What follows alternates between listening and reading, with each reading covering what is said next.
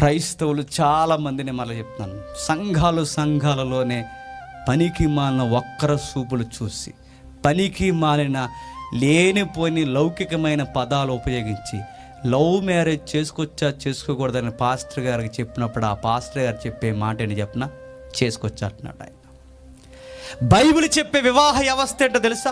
ఒక విశ్వాసిని మనుమాడాలి, ఒక విశ్వాసిని పెళ్లి చేసుకోవాలి, ఒక విశ్వాసి దైవికమైన సన్నిధిలో విశ్వాసానుసారంగా నిర్ణయం తీసుకోవాలని వాక్యం చెప్తే కొంతమంది ఏమంటున్నారు తెలుసా?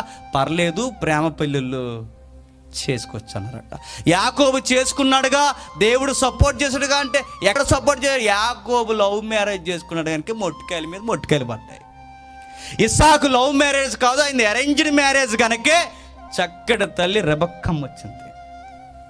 మీరు కావాలంటే చూడండి, ఎవరన్నా ఇంకా చక్కటి ఎక్కడైనా మీరు చూడండి. మీరు అనుకుంటారు చాలామంది ఇది సపోర్ట్ ఎక్కడ చేస్తుంది బైబిల్లో? నువ్వే సెలక్షన్ చేసుకుని, నువ్వే చూసేసుకుని, నువ్వే సొంగగా చేసుకుని, అది దైవజనుడి దగ్గరకు వచ్చి నేను పలానా అమ్మాయిని చేసుకుంటాను, ఏమంటావు, నా కొరకు ప్రార్థన చేయండి అంటే అది సబవా? ఆ దైవజనుడు దానికి నీకు సమాధానం చెప్పడం వాక్యానుసారమా?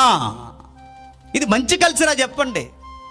పైపచ్చికి నువ్వే సెలక్షన్ చేసుకుని అమ్మాయిని మీరే సెలక్షన్ చేసుకుని వచ్చి ఆ దైవజనుడికి వచ్చి ప్రభువా పలానా వారిని మా జీవితంలోకి ఇవ్వని ప్రార్థన చేయమని నీ సెలక్షన్ నువ్వే చేసేసుకుని ఇమ్మంటే దేవుడి మీద ఆధారపడేదేముంది?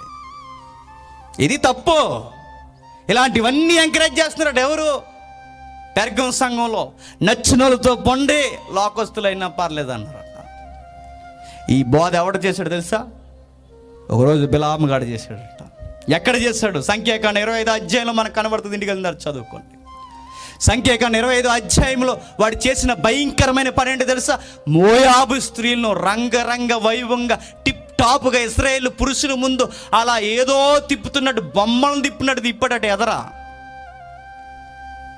ఇశ్రాయేలు సంఘం అలా ఉండగా ఇశ్రాయేలు సంఘ పురుషులు అక్కడ చూస్తూ ఉండగానే మోయాబు స్త్రీల్ని, అన్య స్త్రీల్ని వాళ్ళ కళ్ళ ముందు తిరుగుతున్నప్పుడు వాళ్ళని ఇష్టపడ్డరట ఎవరు? ఇశ్రాయేలు పురుషులు. ఎప్పుడైతే ఈ మోయాబు స్త్రీల్ని, అన్య స్త్రీల్ని ఇశ్రాయేలు సంఘ పురుషులు ఇష్టపడ్డారో దగ్గరుండి పెళ్లి చేసినట్టు ఎవడు? బిలాము గాడు.